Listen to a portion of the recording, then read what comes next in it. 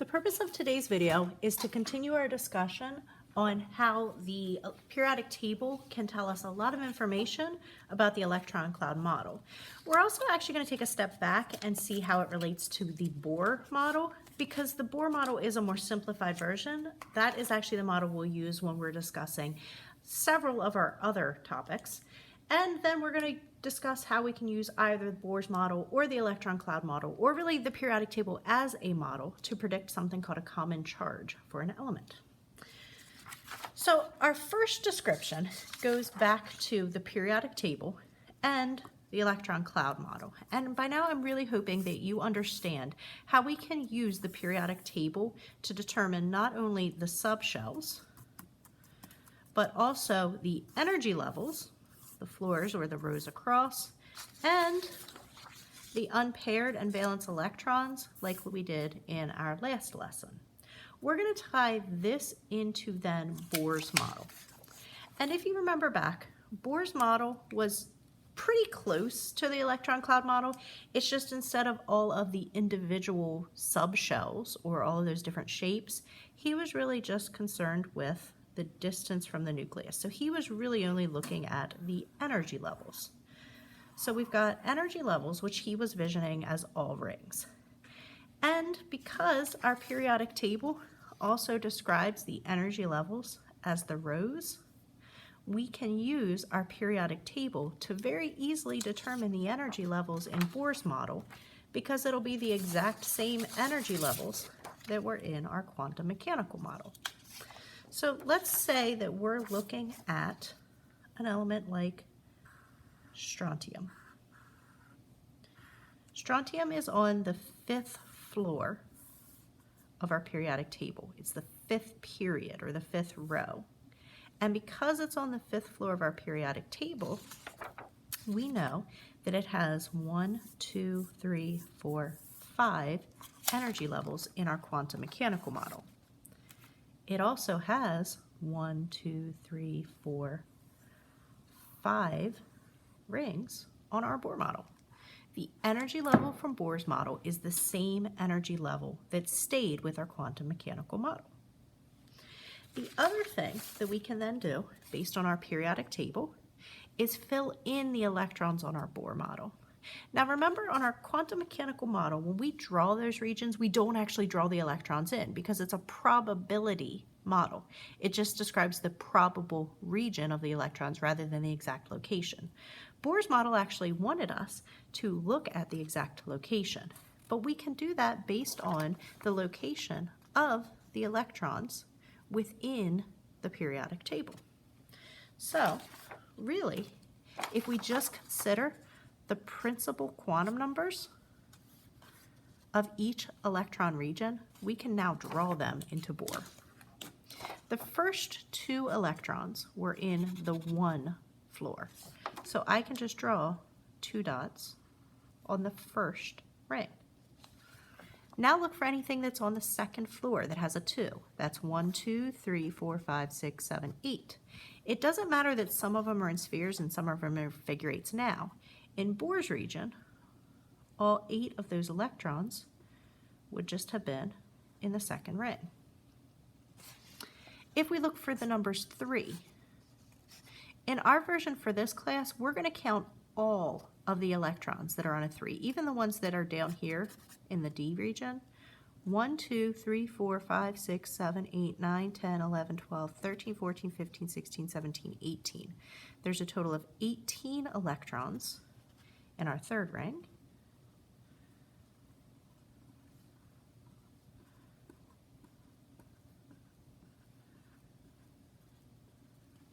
And then if we look in the 4th ring, 1, 2, 3, 4, 5, 6, 7, 8, 9, 10, 11, 12, 13, 14, 15, 16, 17, 18. There's also 18 electrons in the 4th ring.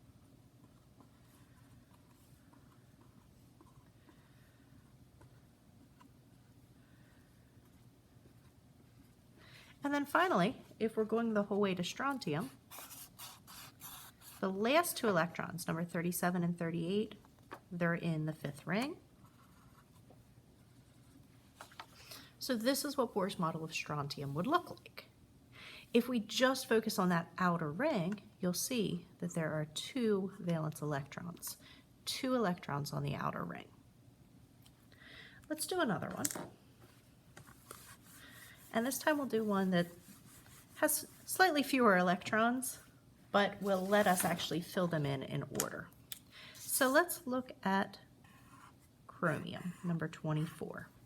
Chromium is on the 4th floor, or the 4th period. So I'm going to go ahead and draw my nucleus, and then I'm going to draw the 4 rings for my nucleus. 1, 2, 3, 4, 4 rings from the nucleus, 4 energy levels. And this time I'm going to put the electrons in order so you can see how that would work. All we're focusing on is the number, not the letter this time. Electrons 1 and 2 are in a number 1. Electrons 3 and 4 and 5 and 6 and 7 and 8 and 9 and 10, that's a total of 8 electrons in a number 2.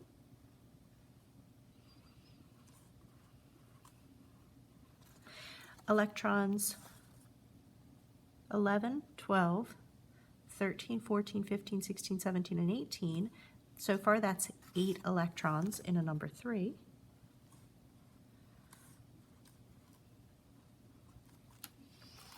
Electrons 19 and 20 are on the number 4, 4th ring.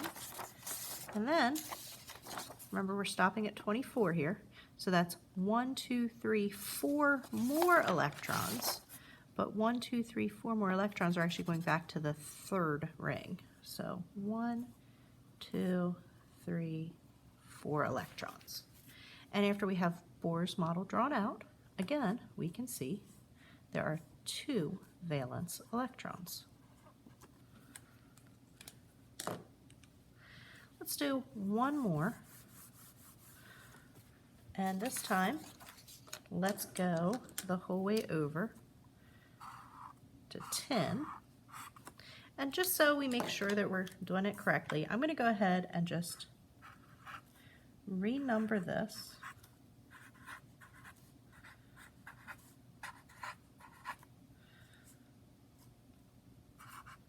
So we can just look at one periodic table.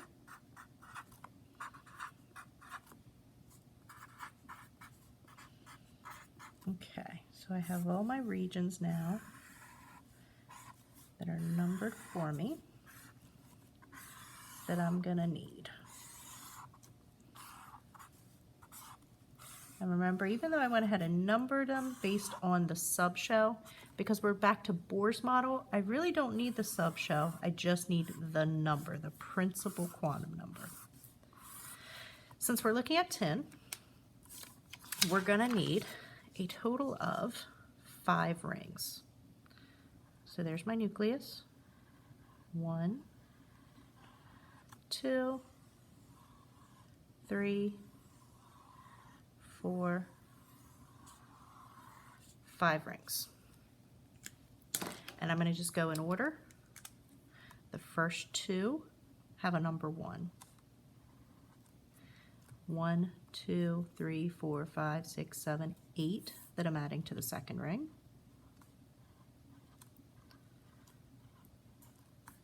1, 2, 3, 4, 5, 6, 7, 8 that I'm adding to the third ring. 1, 2, 3, 4, 5, 6, 7, 8 that I'm adding to the fourth ring. Jump back here, 1, 2, 3, 4, 5, 6, 7, 8, 9, 10 that I'm adding to the third ring.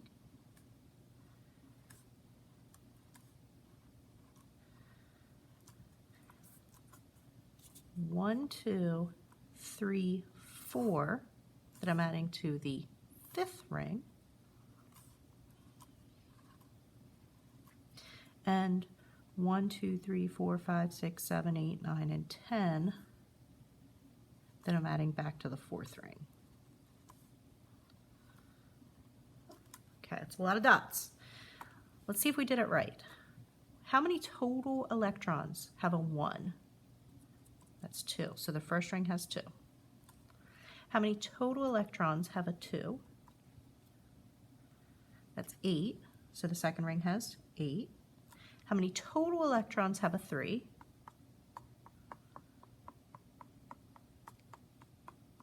That's 18. So I count the third ring. That's 1, 2, 3, 4, 5, 6, 7, 8, 9, 10, 11, 12, 13, 14, 15, 16, 17, 18. How many total electrons have a 4? Another 18. So in my fourth ring, I've got 1, 2, 3, 4, 5, 6, 7, 8, 9, 10, 11, 12, 13, 14, 15, 16, 17, 18. And then to get to 10, how many total electrons would need a 5? That's 4. So 1, 2, 3, 4, which means I have 4 valence electrons. You're going to get some practice drawing Bohr's model because that is one of our objectives, that you're actually able to draw the model. And you're also going to be asked some questions that just relate this model to the planetary model, the quantum cloud model. So the planetary model to the quantum cloud model, where you've got the S's and the P's and the D's from the electron cloud. You're also going to be asked to use either one of those models to determine the number of valence electrons and to show them in the model. That part we've done. The last thing that you're going to do then, once you know the number of valence electrons, is use it to predict the charge, the common charge of the element. And in order to do that, we need to realize that there is one group on the periodic table that has an incredibly stable electron configuration. And that's these elements over here. Group 18. Group 18 are known as the noble gases. They are stable, and they're the elements that we usually base all of our shorthand notations off of. And the reason we do that is because they're stable, because they don't react chemically. Everything else on the periodic table wants to be like a noble gas. Everything on the periodic table wants to have the same number of electrons in the outer ring as a noble gas. And in order to really simplify this discussion, we're going to jump back to looking at the number of valence electrons from the periodic table. We've already seen in previous lessons that we can draw the orbital notations and electron configurations and determine how many electrons are in the outer ring. We also just saw that we could draw Bohr's model and determine the number of electrons in the outer ring. But what you might not have put together before is the fact that it doesn't matter if we use Bohr's model or the electron cloud quantum mechanical model. In both cases, the number of valence electrons could have just as easily been predicted based on the periodic table, which is what we did the other day. And the reason that this is so incredibly important is because it's these valence electrons that are on the outside ring that are able to react with other elements. And if they don't have the stable number of valence electrons to begin with, 8 is great, 8 is stable, then they're going to react to either gain or lose the electrons in order to get a stable configuration, which would be the full outer shell wherever they're at. So just remember, 8 is great. Let's think about any element that wants to get 8 valence electrons, or any element that you could also think winds up with 18 if they also have these d electrons already in. Really, the goal is to get a full outer S and P subshell, regardless of whether there's also a D subshell that's already filled. This part is not as important. The important part is to get an outer S and P that's filled up. Now think in terms of elements in group 1. Elements in group 1, all of them, start with 1 valence electron. And it doesn't matter if we think about it in terms of Bohr's rings, or if we think in terms of the electron cloud model. If you only have 1 valence electron, you have a choice. You can either get 7 more electrons added and fill up the S and P shell that's already shown here, or you can get rid of the 1 electron you already have, and the energy level below that one was already filled. So we can either gain 7 or lose 1. What do you think's easier, gaining 7 or losing 1 so that you go back down an energy level that's already filled? Obviously, losing 1 is a lot easier than gaining 7. And because it's easier to lose 1 than gain 7, that's what elements in group 1 do. The common charge of elements in group 1 is a plus 1. Now you might say, wait, but you just said they lost 1. Why are they a plus 1 if they lose 1?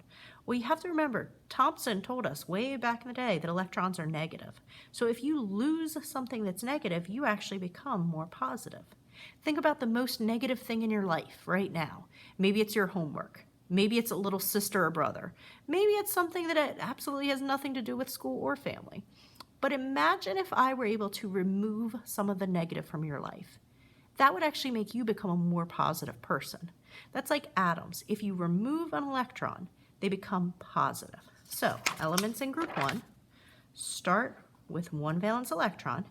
It's a lot easier to lose 1 than gain 7. So they lose 1, they become a plus 1. Elements in group 2 start with 2 valence electrons.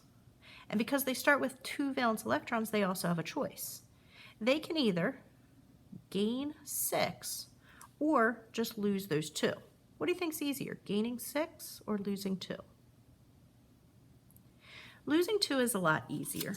And because it's a lot easier for these things to lose 2, lose their outer energy level, their charge is going to wind up being a plus 2. Again, you lose so you become positive, you lose 2, so that's a plus 2.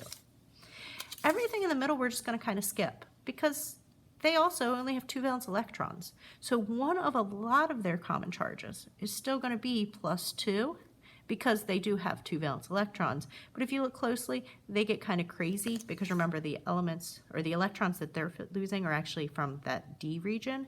It's not valence shell necessarily, so they have a lot of other exceptions. We're just going to skip them for this class. And let's go all the way over here to group 13. Group 13 starts with 3. So if they want to get a total of 8, they have a choice. They can either lose the 3 they have, or they can gain 5 more. Lose 3, gain 5. The easier choice is lose 3, which means the common charge is plus 3.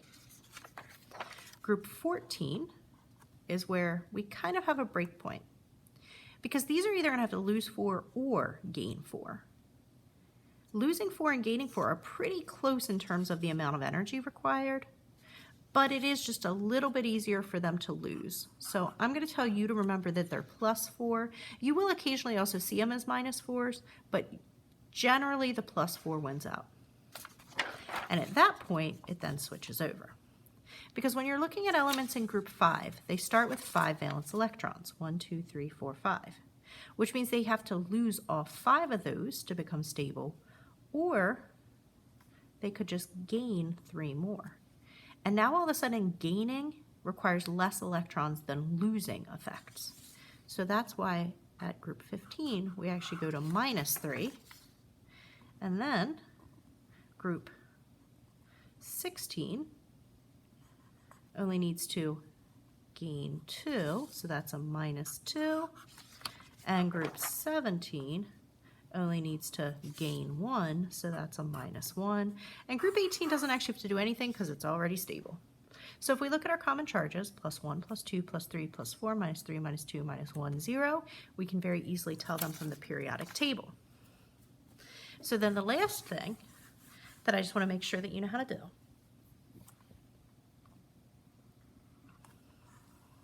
and this goes back to the Boars model because we didn't do a lot with that one yet. I want to make sure that if I give you one of Boars models, you can tell me which group it's on the periodic table, which period it's in within the periodic table, and what the common charge would be just based on Boars model. So first thing we can do count the number of rings. There's 1, 2, 3 rings. 3 rings means 3 energy levels, which means it's on the 3rd period. Next thing we can do is count the electrons in the outer ring, just focusing on these valence electrons. So we have 3 valence electrons. That means group 13. Remember, they have to be over here to get more than 2. 3 valence electrons, group 13. So now if I know that I'm in period 3 and group 13, I can very easily look on the periodic table and say period 3, it has 3 rings. Group 13, it has 3 valence electrons. So the only element that has 3 valence electrons in period 3 would be aluminum. So this element is aluminum. And we can also say aluminum has a choice. If it wants a total of 8 or a stable configuration, it can either lose the 3 it has, or it can gain a total of 8 electrons. So 1, 2, 3, 4, 5 to get a total of 8. Losing 3 is a lot easier than gaining 5. So aluminum's common charge would be a +3, which we also knew from the periodic table. Let's look at one more. Let's say that I gave you Bohr's model.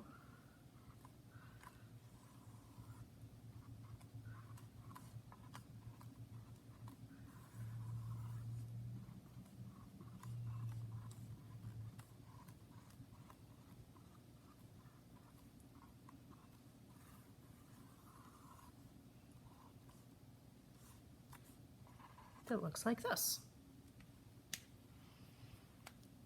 And actually, let's go and make this. How many rings does it have? How many valence electrons does it have? What would its common charge be? This element has 4 rings, so we know it's on the 4th row.